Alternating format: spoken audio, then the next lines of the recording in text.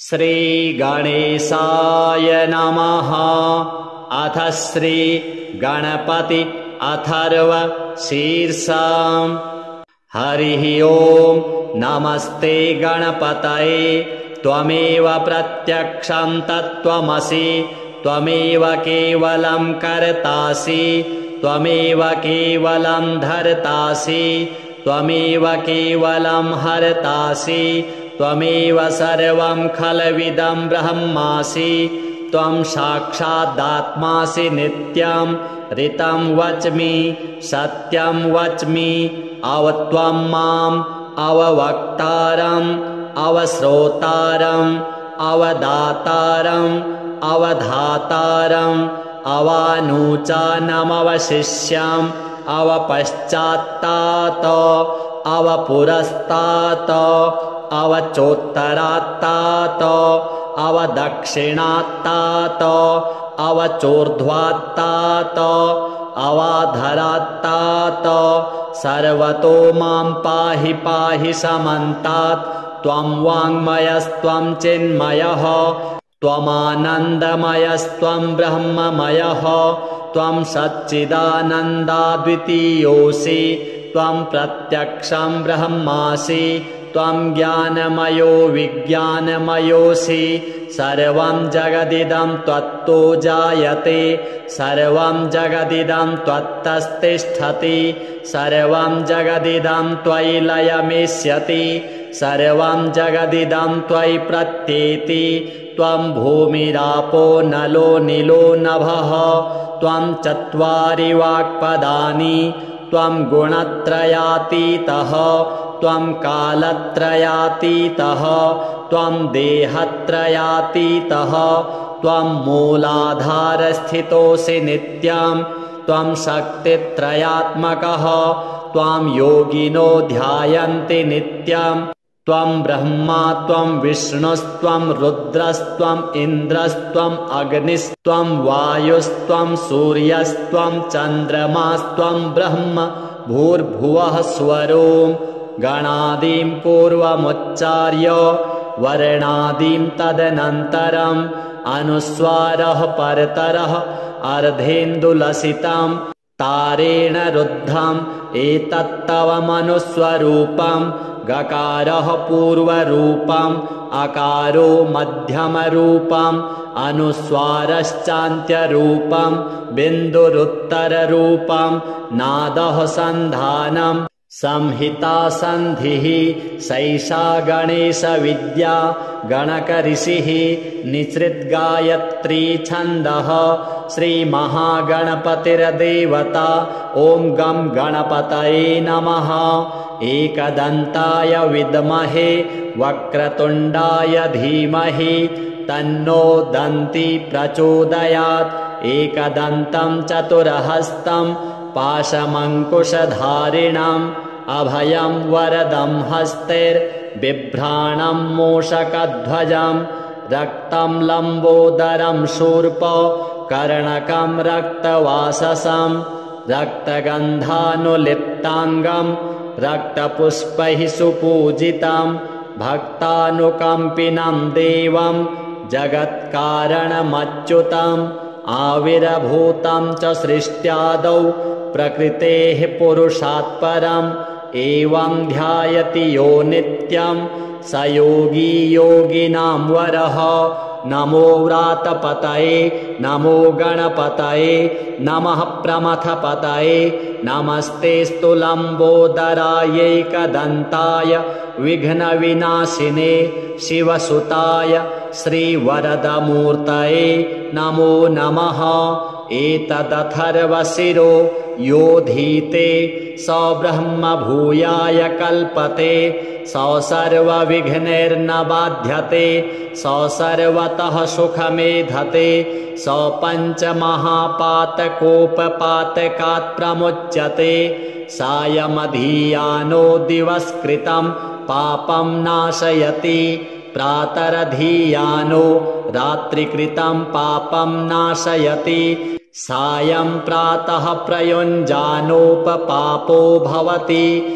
धर्मार्थकाममोक्षं च विन्दति इदमथर्वशीर्षमशिष्याय न देयं यो यदि मोहाद्दास्यति स पापीयान् भवति सहस्रावर्तनाद्यं यं काममधीते तं तमनेन साधयेत् अनेन गणपतिमभिषिञ्चति स वाग्मी भवति चतुर्थ्या मनस्नं जपति स विद्यावान् भवति इत्यथर्वणवाक्यं ब्रह्माद्याचरणं विद्यात् न बिभेति कदाचनेति यो दूर्वाङ्कुरैर्यजति स वैश्रवणोपमो भवति यो लाजैर्यजति स यशोवान् भवति स मेधावान् भवति यो मोदकसहस्रेण यजति स वाञ्छितफलमवाप्नोति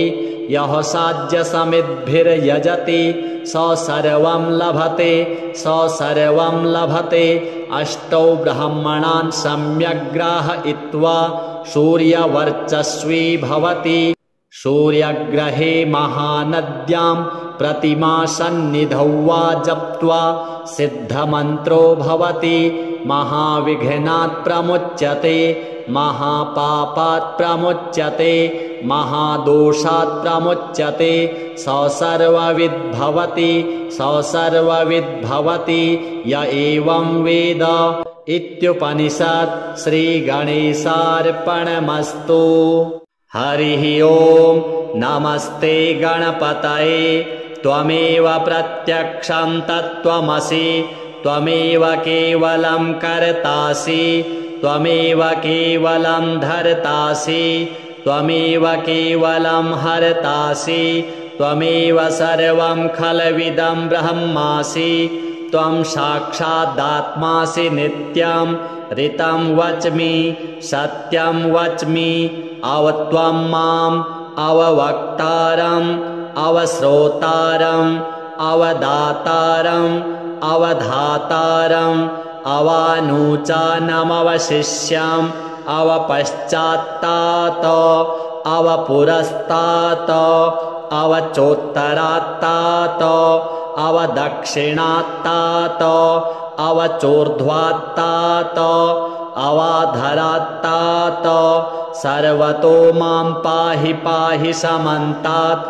त्वं वाङ्मयस्त्वं चिन्मयः त्वमानन्दमयस्त्वं ब्रह्ममयः त्वं सच्चिदानन्दाद्वितीयोऽसि त्वं प्रत्यक्षं ब्रह्मासि त्वं ज्ञानमयो विज्ञानमयोऽसि सर्वं जगदिदं त्वत्तो जायते सर्वं जगदिदं त्वत्तस्तिष्ठति सर्वं जगदिदं त्वयि लयमेष्यति सर्वं जगदिदं त्वयि प्रत्येति त्वं भूमिरापो नलो नीलो नभः त्वं चत्वारि वाक्पदानि त्वं गुणत्रयातीतः त्वं कालत्रयातीतः त्वं देहत्रयातीतः त्वं मूलाधारस्थितोऽसि नित्यं त्वं शक्तित्रयात्मकः त्वां योगिनो ध्यायन्ति नित्यं त्वं ब्रह्मा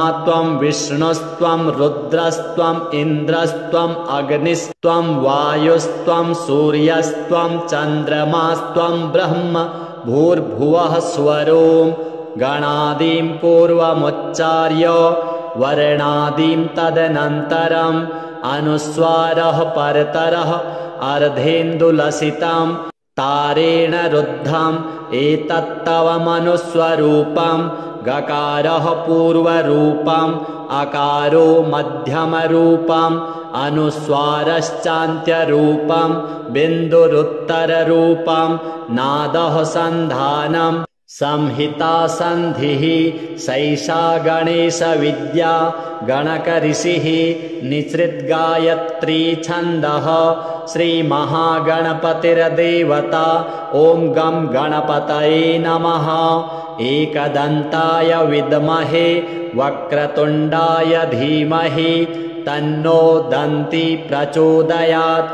एकदन्तं चतुरहस्तं पाशमङ्कुशधारिणं अभयं वरदं हस्तैर्बिभ्राणं मूषकध्वजं रक्तं लम्बोदरं शूर्प कर्णकं रक्तवाससं रक्तगन्धानुलिप्ताङ्गं रक्तपुष्पैः सुपूजितं भक्तानुकम्पिनं देवं जगत्कारणमच्युतम् आविर्भूतं च सृष्ट्यादौ प्रकृतेः पुरुषात् परम् एवं ध्यायति यो नित्यं स योगी योगिनां वरः।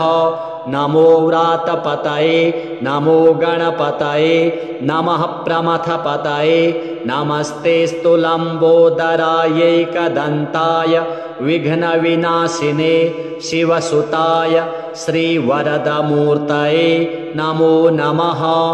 एतदथर्वशिरो योधीते स ब्रह्म भूयाय कल्पते स सर्वविघ्नैर्न बाध्यते स सर्वतः सुखमेधते स पञ्चमहापातकोपपातकात् प्रमुच्यते सायमधीयानो दिवस्कृतं पापं नाशयति प्रातरधीयानो रात्रिकृतं पापं नाशयति सायं प्रातः प्रयुञ्जानोपपापो भवति धर्मार्थकाममोक्षं च विन्दति इदमथर्वशीर्षमशिष्याय न देयं यो यदि मोहाद्दास्यति स पापीयान् भवति सहस्रावर्तनाद्यं यं काममधीते तं तमनेन साधयेत् अनेन गणपतिमभिषिञ्चति स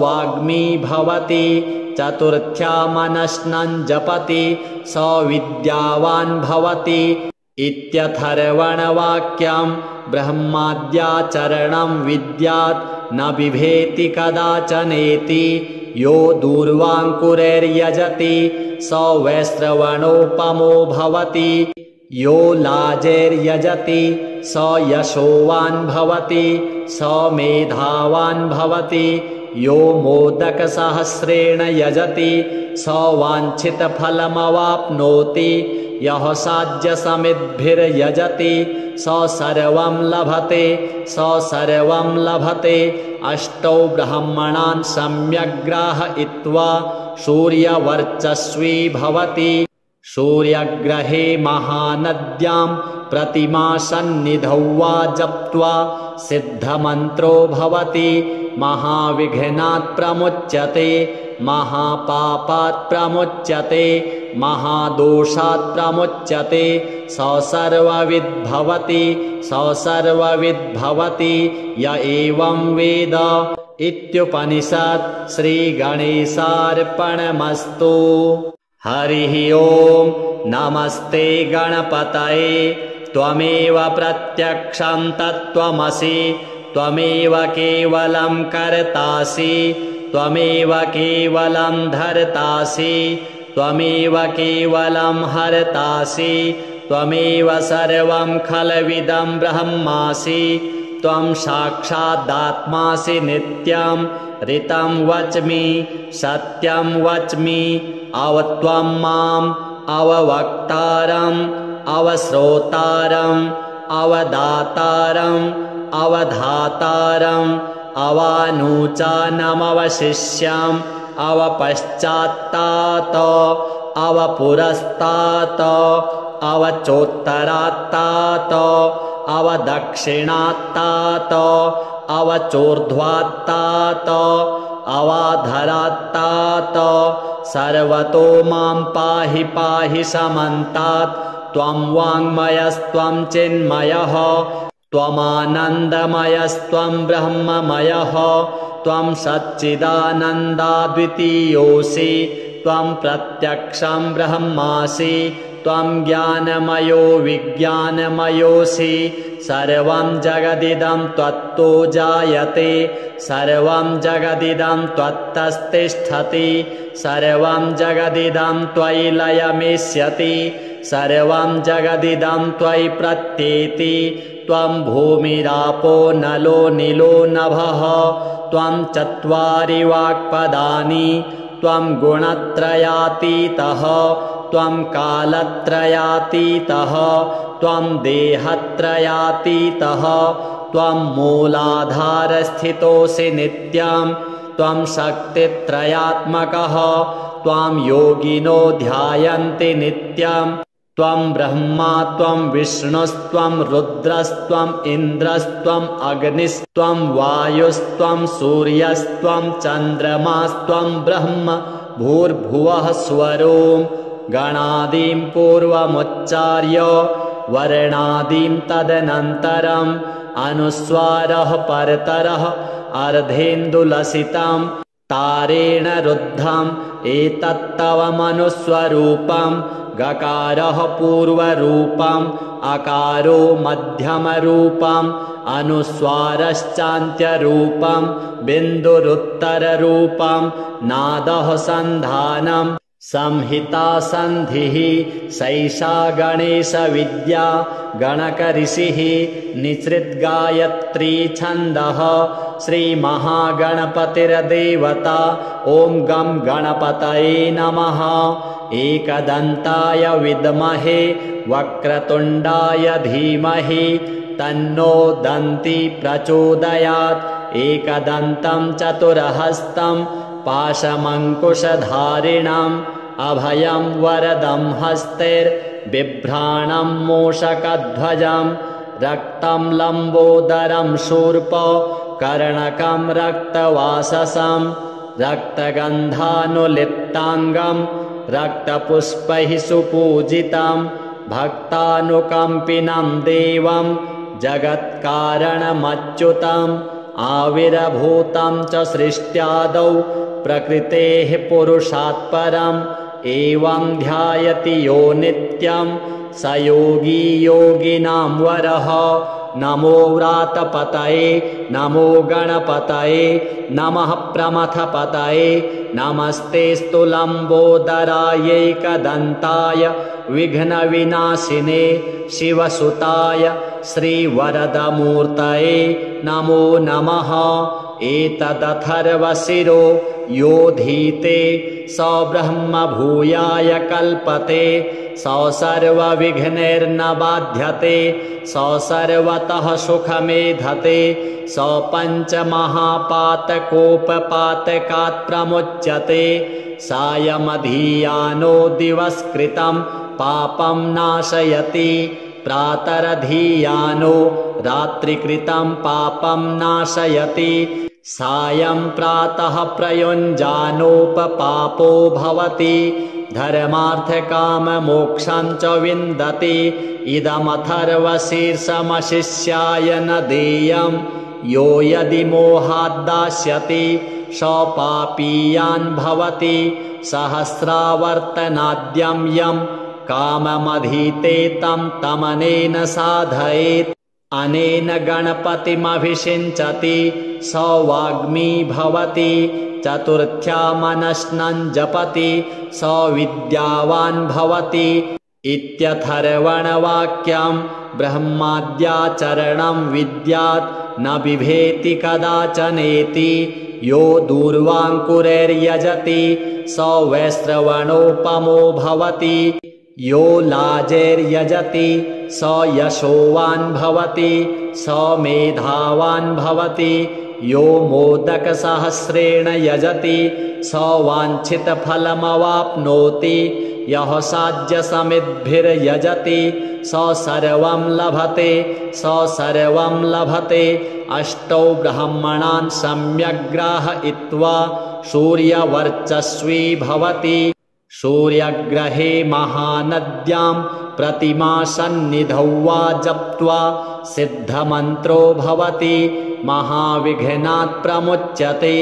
महापापात् प्रमुच्यते महादोषात् प्रमुच्यते स सर्वविद्भवति स सर्वविद्भवति य एवं वेद इत्युपनिषत्। श्रीगणेशार्पणमस्तु। हरिः ओं नमस्ते गणपतये त्वमेव प्रत्यक्षं तत्त्वमसि त्वमेव केवलं कर्तासि त्वमेव केवलं धर्तासि त्वमेव केवलं हर्तासि त्वमेव सर्वं खलविदं ब्रह्मासि त्वं साक्षादात्मासि नित्यं ऋतं वच्मि सत्यं वच्मि अवत्वं माम् अववक्तारम् अवश्रोतारम् अवदातारम् अवधातारम् अवानुचानमवशिष्यम् अवपश्चात्तात अवपुरस्तात् अवचोत्तरात्तात अवदक्षिणात्तात अवचोर्ध्वात्तात अवाधरात्तात सर्वतो मां पाहि पाहि समन्तात्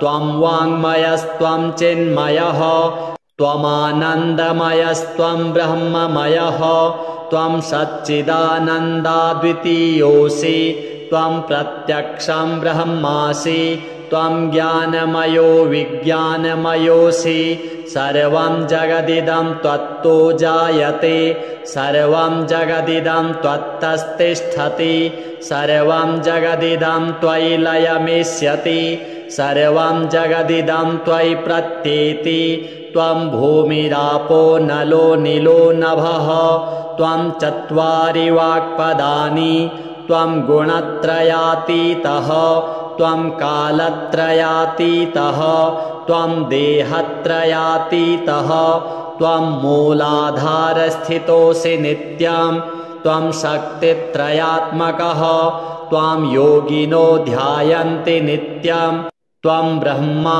त्वं विष्णुस्त्वं रुद्रस्त्वम् इन्द्रस्त्वम् अग्निस्त्वं वायुस्त्वं सूर्यस्त्वं चन्द्रमास्त्वं ब्रह्म भूर्भुवः स्वरों गणादिं पूर्वमुच्चार्य वर्णादिं तदनन्तरम् अनुस्वारः परतरः अर्धेन्दुलसितं तारेण रुद्धम् एतत्तव मनुस्वरूपं गकारः पूर्वरूपम् अकारो मध्यमरूपम् अनुस्वारश्चान्त्यरूपम् बिन्दुरुत्तररूपम् नादः सन्धानम् संहिता सन्धिः सैषा गणेशविद्या गणकऋषिः निसृद्गायत्री छन्दः श्रीमहागणपतिर्देवता ॐ गं गणपतये नमः एकदन्ताय विद्महे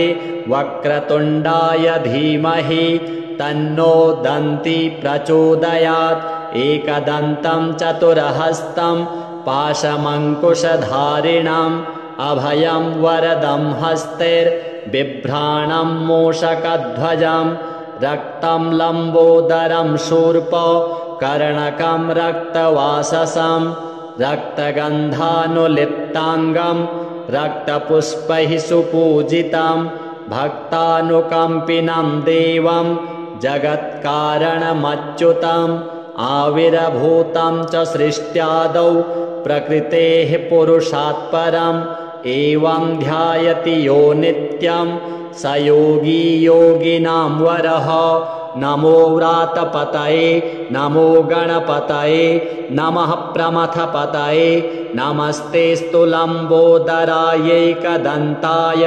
विघ्नविनाशिने शिवसुताय श्रीवरदमूर्तये नमो नमः एतदथर्वशिरो योधीते स ब्रह्मभूयाय कल्पते स सर्वविघ्नैर्न बाध्यते स सर्वतः सुखमेधते स पञ्चमहापातकोपपातकात् प्रमुच्यते सायमधीयानो दिवस्कृतं पापं नाशयति प्रातरधीयानो रात्रिकृतं पापं नाशयति सायं प्रातः प्रयुञ्जानोपपापो भवति धर्मार्थकाममोक्षं च विन्दति इदमथर्वशीर्षमशिष्याय न देयं यो यदि मोहाद्दास्यति स पापीयान् भवति सहस्रावर्तनाद्यं यं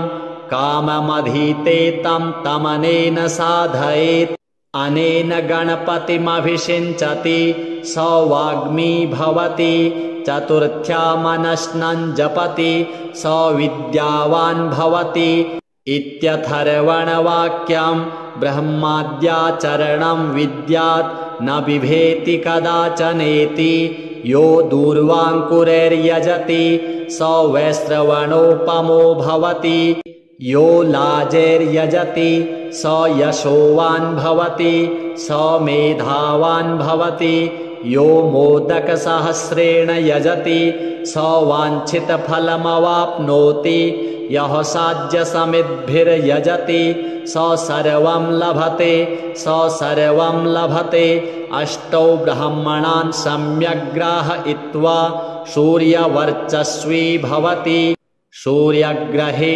महानद्यां प्रतिमासन्निधौ वा जप्त्वा सिद्धमन्त्रो भवति महाविघ्नात् प्रमुच्यते महापापात् प्रमुच्यते महादोषात् प्रमुच्यते स सर्वविद्भवति स सर्वविद्भवति य एवं वेद इत्युपनिषत् श्रीगणेशार्पणमस्तु।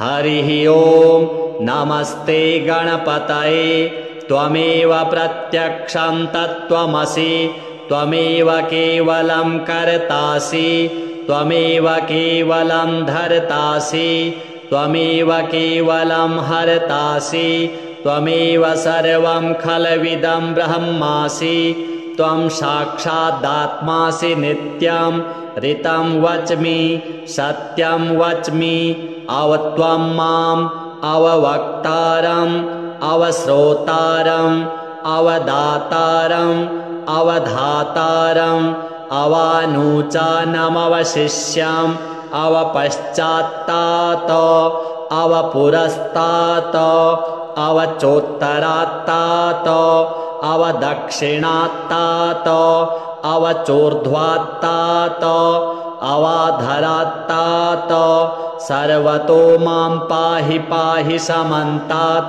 त्वं वाङ्मयस्त्वं चिन्मयः त्वमानन्दमयस्त्वं ब्रह्ममयः त्वं सच्चिदानन्दाद्वितीयोऽसि त्वं प्रत्यक्षं ब्रह्मासि त्वं ज्ञानमयो विज्ञानमयोऽसि सर्वं जगदिदं त्वत्तो जायते सर्वं जगदिदं त्वत्तस्तिष्ठति सर्वं जगदिदं त्वयि लयमेष्यति सर्वं जगदिदं त्वयि प्रत्येति त्वं भूमिरापो नलो नीलो नभः त्वं चत्वारि वाक्पदानि त्वं गुणत्रयातीतः त्वं कालत्रयातीतः त्वं देहत्रयातीतः त्वं मूलाधारस्थितोऽसि नित्यं त्वं शक्तित्रयात्मकः त्वां योगिनो ध्यायन्ति नित्यं त्वं ब्रह्मा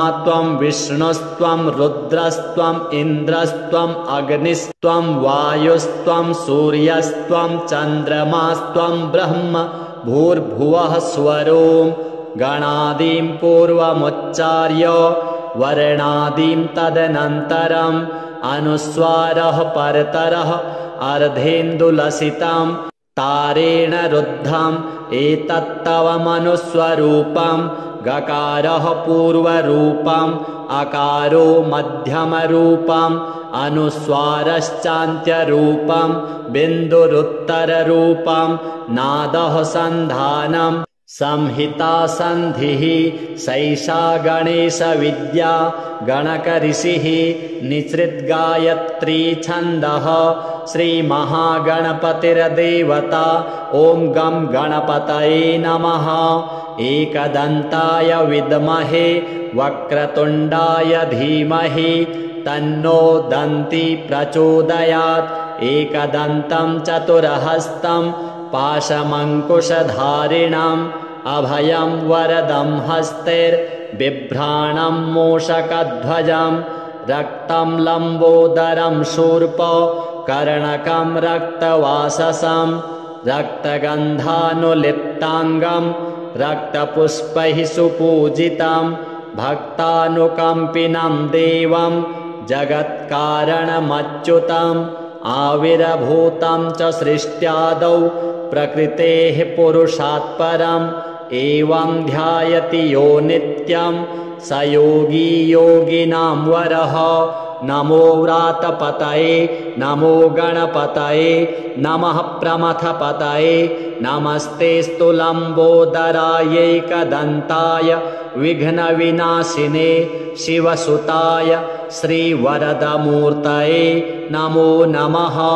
एतदथर्वशिरो योधीते स ब्रह्म भूयाय कल्पते स सर्वविघ्नैर्न बाध्यते स सर्वतः सुखमेधते स पञ्चमहापातकोपपातकात् प्रमुच्यते सायमधीयानो दिवस्कृतं पापं नाशयति प्रातरधीयानो रात्रिकृतं पापं नाशयति सायं प्रातः प्रयुञ्जानोपपापो भवति धर्मार्थकाममोक्षं च विन्दति इदमथर्वशीर्षमशिष्याय न देयं यो यदि मोहाद्दास्यति स पापीयान् भवति सहस्रावर्तनाद्यं यं काममधीते तं तमनेन साधयेत् अनेन गणपतिमभिषिञ्चति स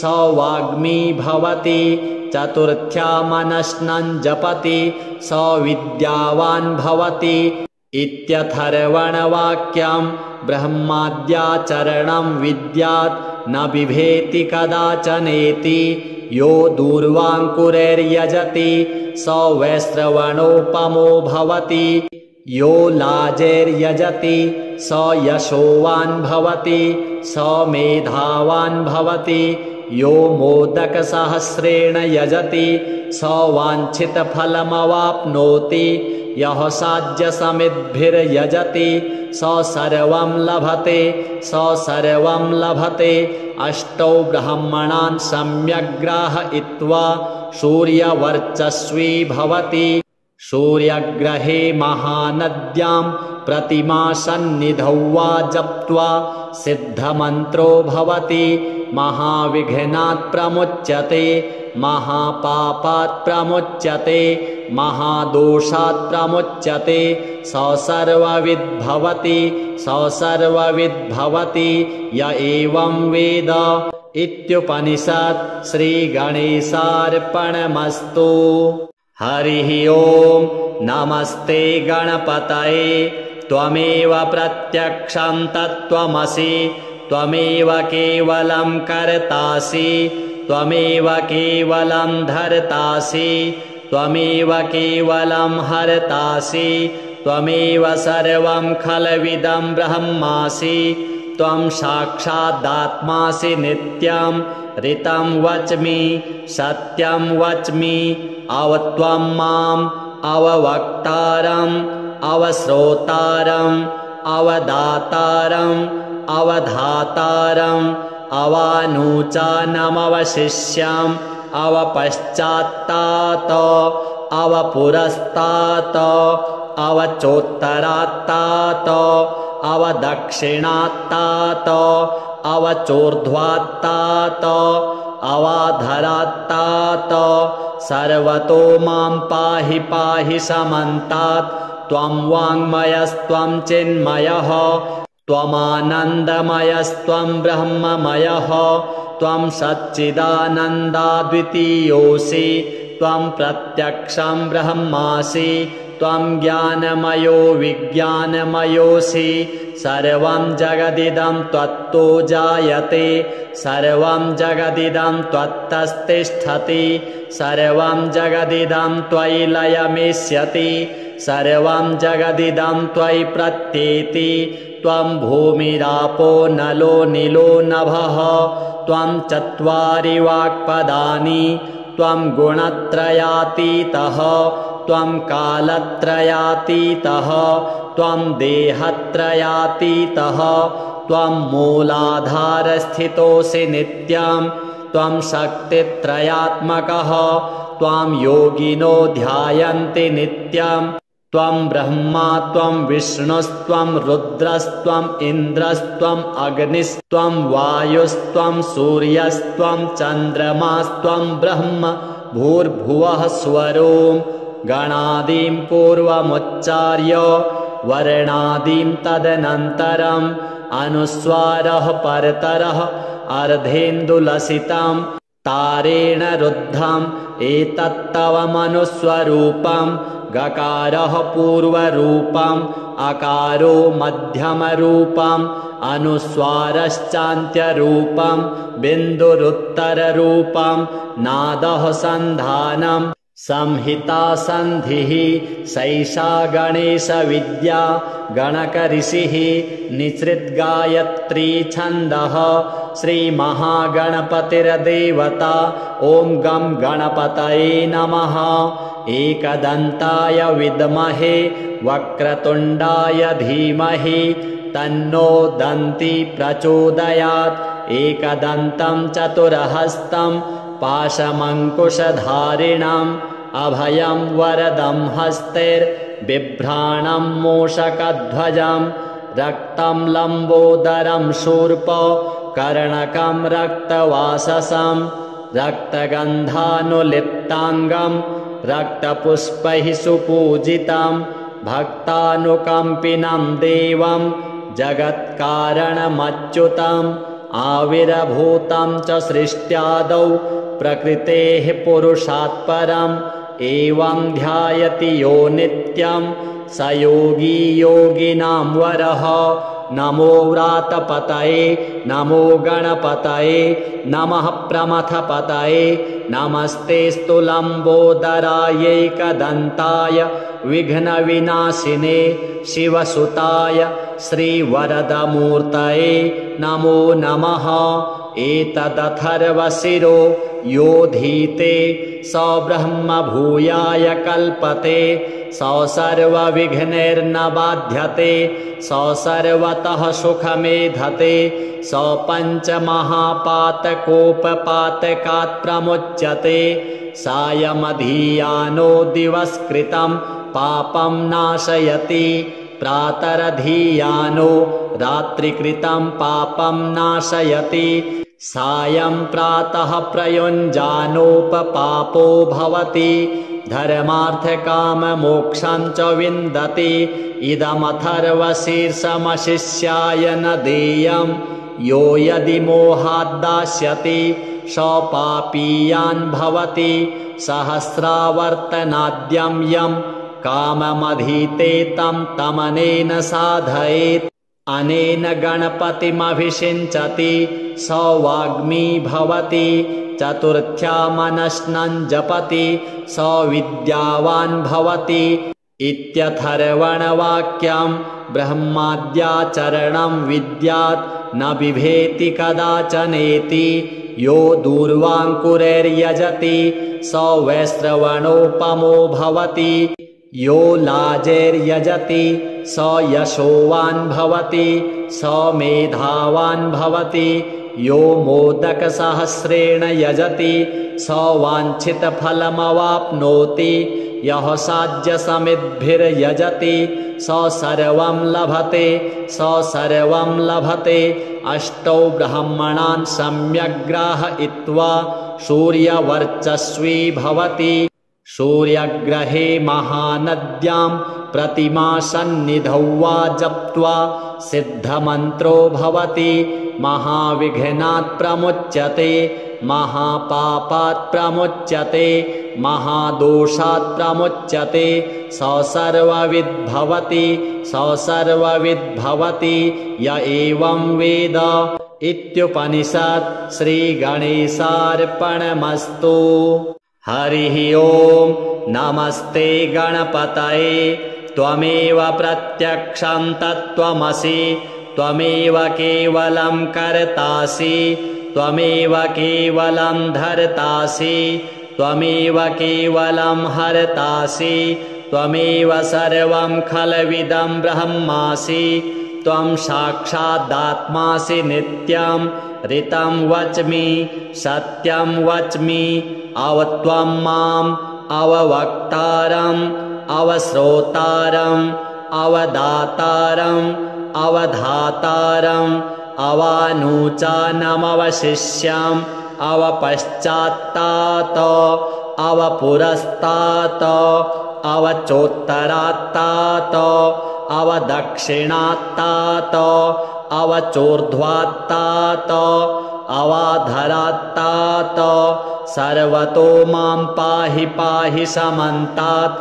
त्वं वाङ्मयस्त्वं चिन्मयः त्वमानन्दमयस्त्वं ब्रह्ममयः त्वं सच्चिदानन्दाद्वितीयोऽसि त्वं प्रत्यक्षं ब्रह्मासि त्वं ज्ञानमयो विज्ञानमयोऽसि सर्वं जगदिदं त्वत्तो जायते सर्वं जगदिदं त्वत्तस्तिष्ठति सर्वं जगदिदं त्वयि लयमिष्यति सर्वं जगदिदं त्वयि प्रत्येति त्वं भूमिरापो नलो नीलो नभः त्वं चत्वारि वाक्पदानि त्वं गुणत्रयातीतः त्वं कालत्रयातीतः त्वं देहत्रयातीतः त्वं मूलाधारस्थितोऽसि नित्यं त्वं शक्तित्रयात्मकः त्वां योगिनो ध्यायन्ति नित्यं त्वं ब्रह्मा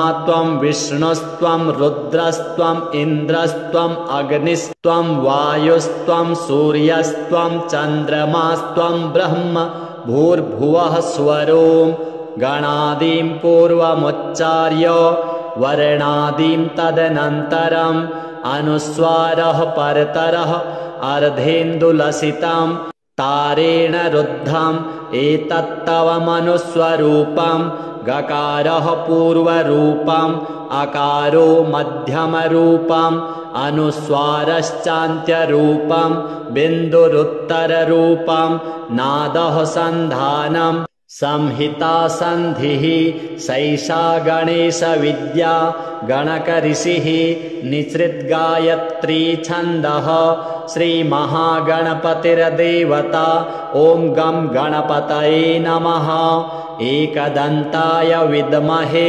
वक्रतुण्डाय धीमहि तन्नो दन्ती प्रचोदयात् एकदन्तं चतुरहस्तं पाशमङ्कुशधारिणम् अभयं वरदं हस्तैर्बिभ्राणं मूषकध्वजं रक्तं लम्बोदरं शूर्प कर्णकं रक्तवाससं रक्तगन्धानुलिप्ताङ्गं रक्तपुष्पैः सुपूजितं भक्तानुकम्पिनं देवं जगत्कारणमच्युतम् आविर्भूतं च सृष्ट्यादौ प्रकृतेः पुरुषात् परम् एवं ध्यायति यो नित्यं स योगी योगिनां वरः नमो व्रातपतये नमो गणपतये नमः प्रमथपतये नमस्तेऽस्तु लम्बोदरायैकदन्ताय विघ्नविनाशिने शिवसुताय श्रीवरदमूर्तये नमो नमः एतदथर्वशिरो योधीते स ब्रह्म भूयाय कल्पते स सर्वविघ्नैर्न बाध्यते स सर्वतः सुखमेधते स पञ्चमहापातकोपपातकात् प्रमुच्यते सायमधीयानो दिवस्कृतं पापं नाशयति प्रातरधीयानो रात्रिकृतं पापं नाशयति सायं प्रातः प्रयुञ्जानोपपापो भवति धर्मार्थकाममोक्षं च विन्दति इदमथर्वशीर्षमशिष्याय न देयं यो यदि मोहाद्दास्यति स पापीयान् भवति सहस्रावर्तनाद्यं यं काममधीते तं तमनेन साधयेत् अनेन गणपतिमभिषिञ्चति स वाग्मी भवति चतुर्थ्या मनस्नं जपति स विद्यावान् भवति इत्यथर्वणवाक्यं ब्रह्माद्याचरणं विद्यात् न बिभेति कदाचनेति यो दूर्वाङ्कुरैर्यजति स वैश्रवणोपमो भवति यो लाजैर्यजति स यशोवान् भवति स मेधावान् भवति यो मोदकसहस्रेण यजति स वाञ्छितफलमवाप्नोति यः साज्यसमिद्भिर्यजति स सर्वं लभते अष्टौ ब्राह्मणान् सम्यग् ग्राहयित्वा सूर्यवर्चस्वी भवति सूर्यग्रहे महानद्यां प्रतिमासन्निधौ वा जप्त्वा सिद्धमन्त्रो भवति महाविघ्नात् प्रमुच्यते महापापात् प्रमुच्यते महादोषात् प्रमुच्यते स सर्वविद्भवति य एवं वेद इत्युपनिषत् श्रीगणेशार्पणमस्तु। हरिः ओम् नमस्ते गणपतये त्वमेव प्रत्यक्षं तत्त्वमसि त्वमेव केवलं कर्तासि त्वमेव केवलं धर्तासि त्वमेव केवलं हर्तासि त्वमेव सर्वं खलविदं ब्रह्मासि त्वं साक्षादात्मासि नित्यं ऋतं वच्मि सत्यं वच्मि अवत्वं माम् अववक्तारम् अवश्रोतारम् अवदातारम् अवधातारम् अवानूचानमवशिष्यम् अवपश्चात्तात अवपुरस्तात अवचोत्तरात्तात अवदक्षिणात्तात अवचोर्ध्वात्तात अवाधरात्तात सर्वतो मां पाहि पाहि समन्तात् त्वं वाङ्मयस्त्वं चिन्मयः त्वमानन्दमयस्त्वं ब्रह्ममयः त्वं सच्चिदानन्दाद्वितीयोऽसि त्वं प्रत्यक्षं ब्रह्मासि त्वं ज्ञानमयो विज्ञानमयोऽसि सर्वं जगदिदं त्वत्तो जायते सर्वं जगदिदं त्वत्तस्तिष्ठति सर्वं जगदिदं त्वयि लयमेष्यति सर्वं जगदिदं त्वयि प्रत्येति त्वं भूमिरापो नलो नीलो नभः त्वं चत्वारि वाक्पदानि त्वं गुणत्रयातीतः त्वं कालत्रयातीतः त्वं देहत्रयातीतः त्वं मूलाधारस्थितोऽसि नित्यं त्वं शक्तित्रयात्मकः त्वां योगिनो ध्यायन्ति नित्यं त्वं ब्रह्मा त्वं विष्णुस्त्वं रुद्रस्त्वम् इन्द्रस्त्वम् अग्निस्त्वं वायुस्त्वं सूर्यस्त्वं चन्द्रमास्त्वं ब्रह्म भूर्भुवः स्वरों गणादिं पूर्वमुच्चार्य वर्णादिं तदनन्तरम् अनुस्वारः परतरः अर्धेन्दुलसितं तारेण रुद्धम् एतत्तव मनुस्वरूपम् गकारः पूर्वरूपम् अकारो मध्यमरूपम् अनुस्वारश्चान्त्यरूपम् बिन्दुरुत्तररूपम् नादः सन्धानम् संहिता सन्धिः सैषा गणेशविद्या गणकऋषिः निसृद्गायत्री छन्दः श्रीमहागणपतिर्देवता ॐ गं गणपतये नमः। एकदन्ताय विद्महे वक्रतुण्डाय धीमहि तन्नो दन्ती प्रचोदयात् एकदन्तं चतुरहस्तं पाशमङ्कुशधारिणम्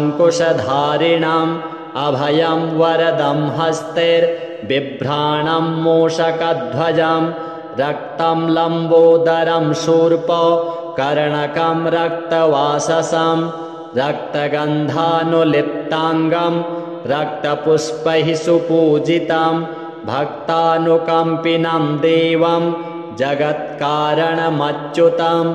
आविर्भूतं च सृष्ट्यादौ प्रकृतेः पुरुषात् परम् एवं ध्यायति यो नित्यं स योगी योगिनां वरः। नमो व्रातपतये नमो गणपतये नमः प्रमथपतये नमस्तेऽस्तु लम्बोदरायैकदन्ताय विघ्नविनाशिने शिवसुताय श्रीवरदमूर्तये नमो नमः।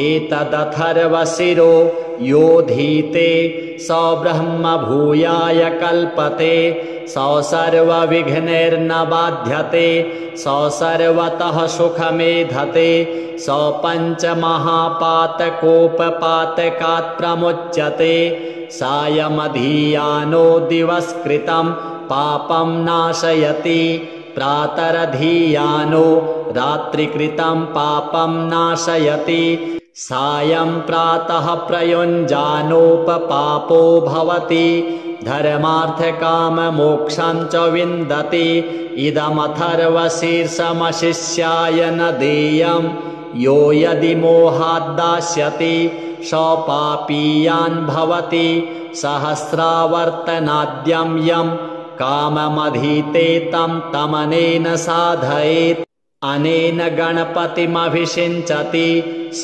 वाग्मी भवति चतुर्थ्या मनश्नं जपति स विद्यावान् भवति इत्यथर्वणवाक्यं ब्रह्माद्याचरणं विद्यात् न बिभेति कदाचनेति यो दूर्वाङ्कुरैर्यजति स वैश्रवणोपमो भवति यो लाजैर्यजति स यशोवान् भवति स मेधावान् भवति यो मोदकसहस्रेण यजति स वाञ्छितफलमवाप्नोति यः साध्यसमिद्भिर्यजति स सर्वं लभते स सर्वं लभते अष्टौ ब्राह्मणान् सम्यग् ग्राहयित्वा सूर्यवर्चस्वी भवति सूर्यग्रहे महानद्यां प्रतिमासन्निधौ वा जप्त्वा सिद्धमन्त्रो भवति महाविघ्नात् प्रमुच्यते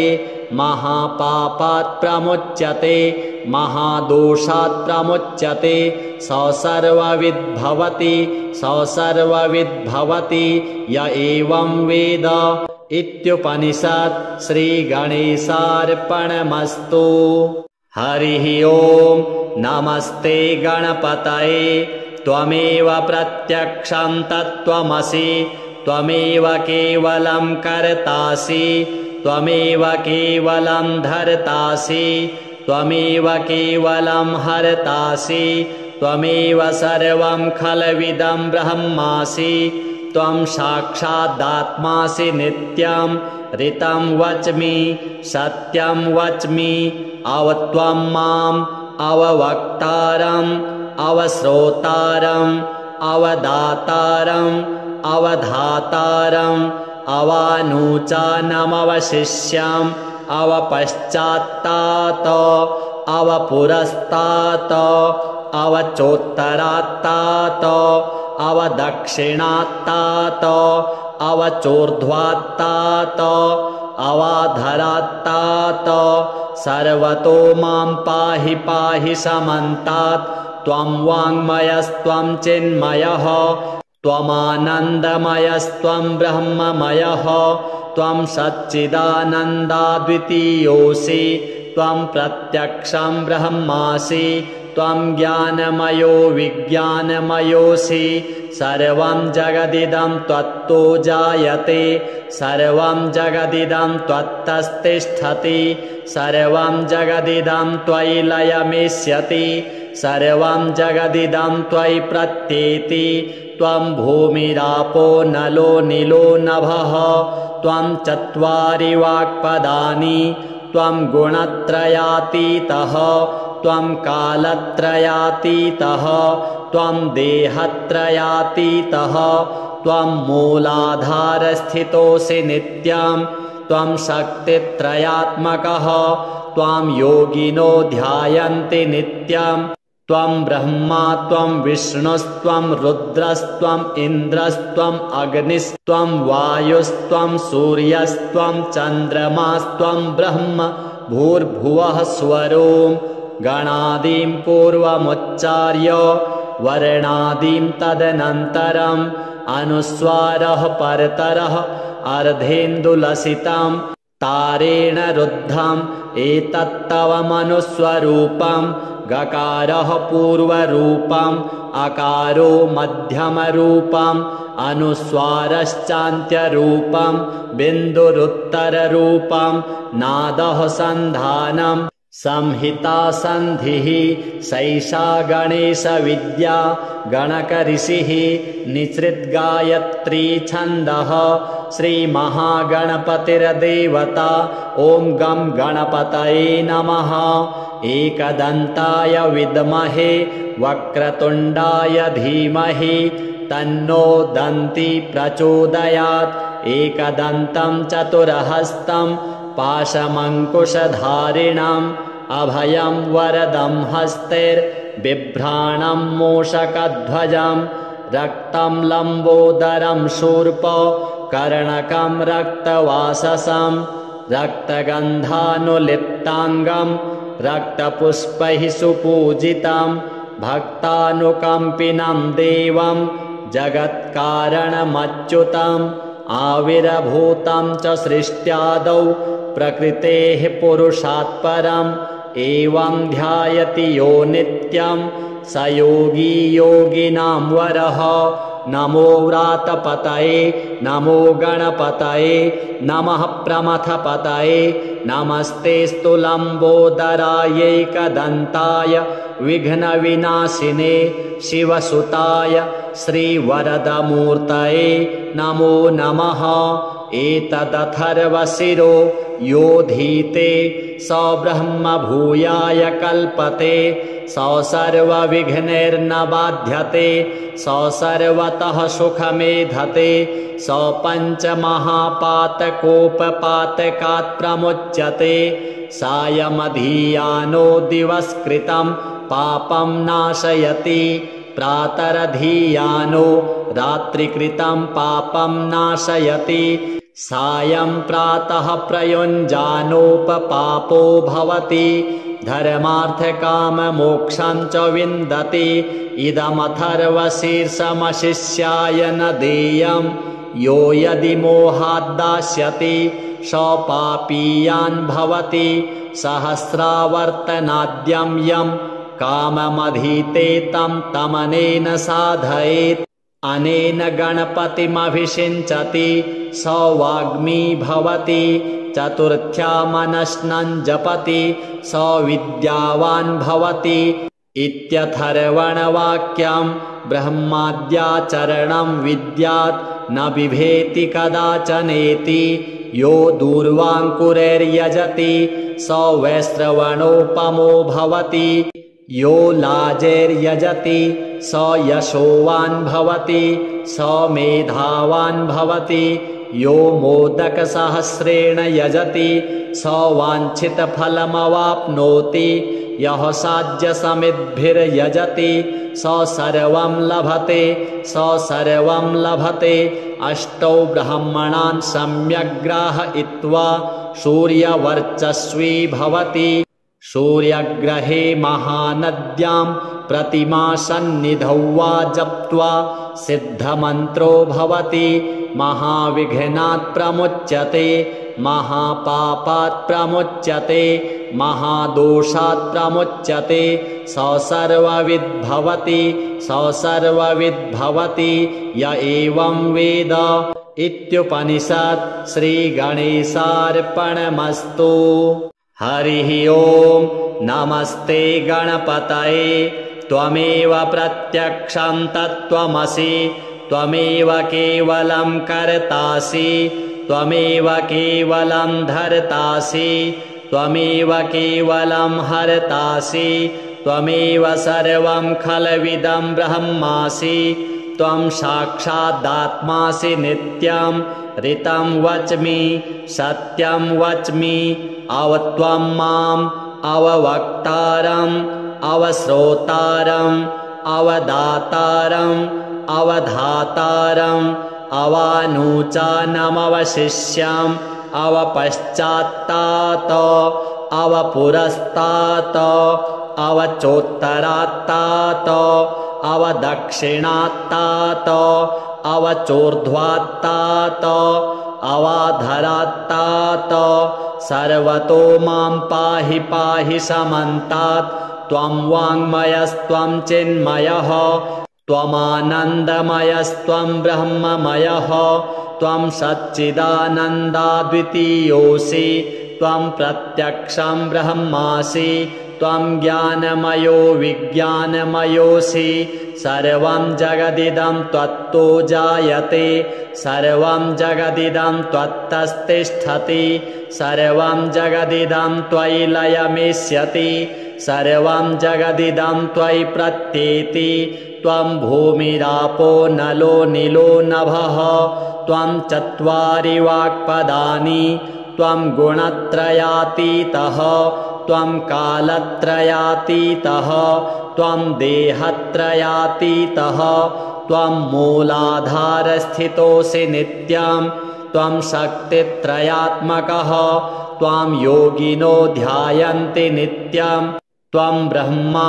त्वं विष्णुस्त्वं रुद्रस्त्वम् इन्द्रस्त्वम् अग्निस्त्वं वायुस्त्वं सूर्यस्त्वं चन्द्रमास्त्वं ब्रह्म भूर्भुवः स्वरों गणादिं पूर्वमुच्चार्य वर्णादिं तदनन्तरम् अनुस्वारः परतरः अर्धेन्दुलसितं तारेण रुद्धम् एतत्तव मनुस्वरूपं गकारः पूर्वरूपम् अकारो मध्यमरूपम् अनुस्वारश्चान्त्यरूपम् बिन्दुरुत्तररूपम् नादः सन्धानम् संहिता सन्धिः सैषा गणेशविद्या गणकऋषिः निसृद्गायत्री छन्दः श्रीमहागणपतिर्देवता ॐ गं गणपतये नमः एकदन्ताय विद्महे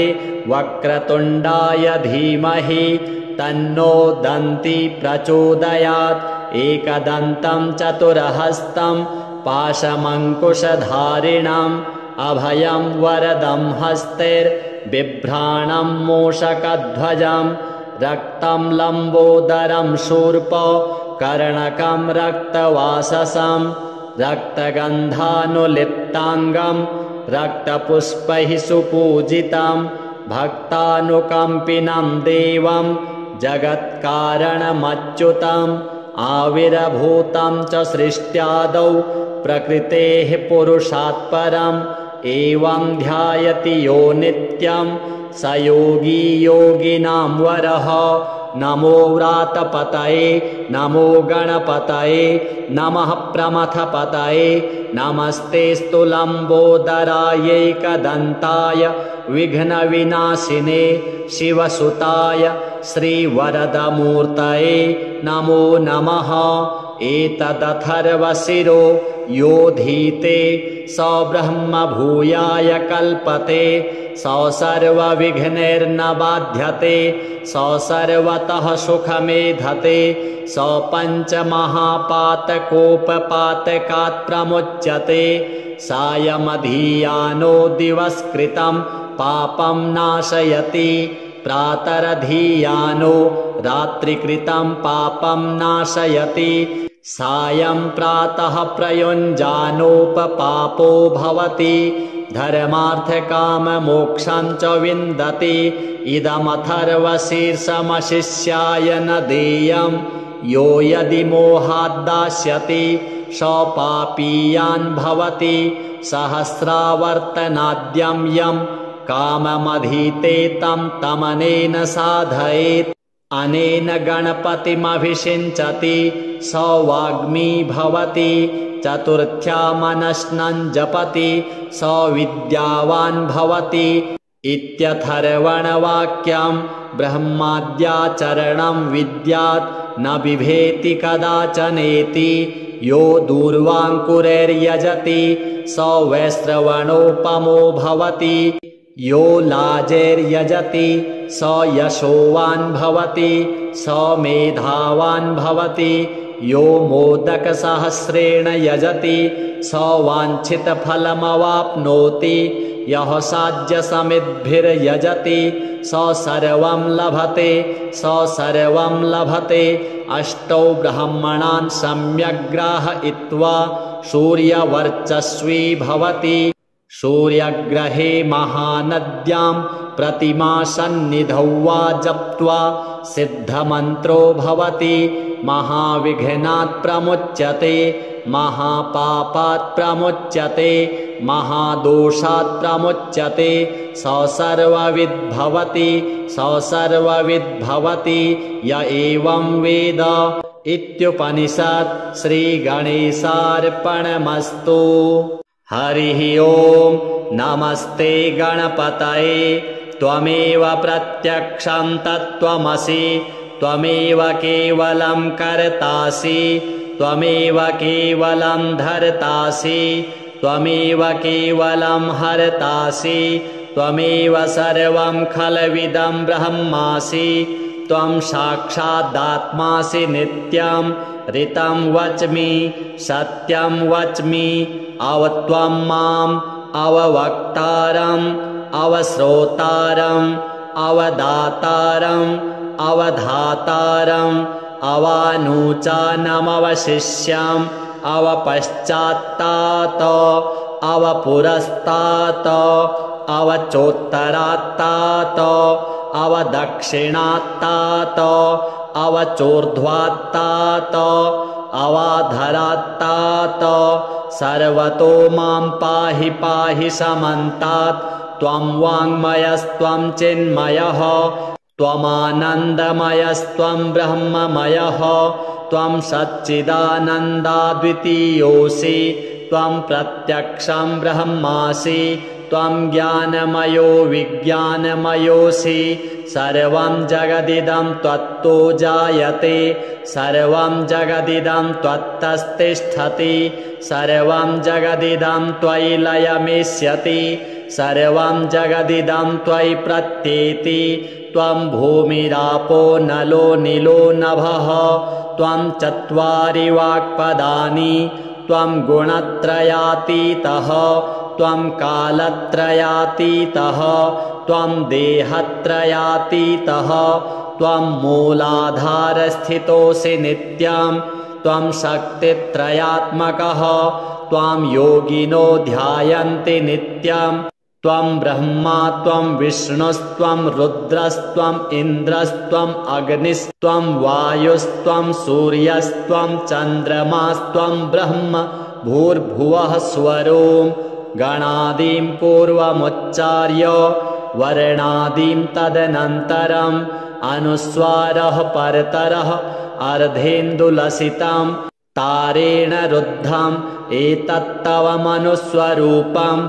गकारः पूर्वरूपम् अकारो मध्यमरूपम् अनुस्वारश्चान्त्यरूपम् बिन्दुरुत्तररूपम्। नादः सन्धानम् संहिता सन्धिः सैषा गणेशविद्या गणकऋषिः निसृद्गायत्री छन्दः। श्रीमहागणपतिर्देवता। ॐ गं गणपतये नमः। एकदन्ताय विद्महे वक्रतुण्डाय धीमहि तन्नो दन्ती प्रचोदयात्। एकदन्तं चतुरहस्तं पाशमङ्कुशधारिणम् अभयं वरदं हस्तैर्बिभ्राणं मूषकध्वजं। रक्तं लम्बोदरं शूर्प कर्णकं रक्तवाससं। रक्तगन्धानुलिप्ताङ्गं रक्तपुष्पैः सुपूजितं। भक्तानुकम्पिनं देवं जगत्कारणमच्युतम्। आविर्भूतं च सृष्ट्यादौ प्रकृतेः पुरुषात् परम्। एवं ध्यायति यो नित्यं स योगी योगिनां वरः।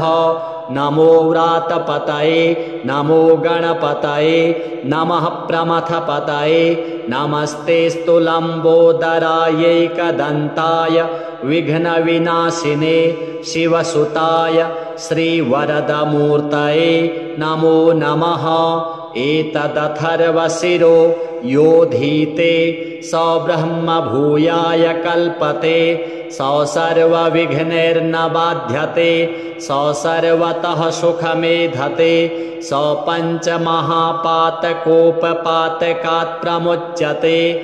सायमधीयानो दिवस्कृतं पापं नाशयति। प्रातरधीयानो रात्रिकृतं पापं नाशयति सायं प्रातः प्रयुञ्जानोपपापो भवति धर्मार्थकाममोक्षं च विन्दति इदमथर्वशीर्षमशिष्याय न देयं यो यदि मोहाद्दास्यति स पापीयान् भवति सहस्रावर्तनाद्यं यं काममधीते तं तमनेन साधयेत् अनेन गणपतिमभिषिञ्चति स वाग्मी भवति चतुर्थ्या मनस्नं जपति स विद्यावान् भवति इत्यथर्वणवाक्यं ब्रह्माद्याचरणं विद्यात् न बिभेति कदाचनेति यो दूर्वाङ्कुरैर्यजति स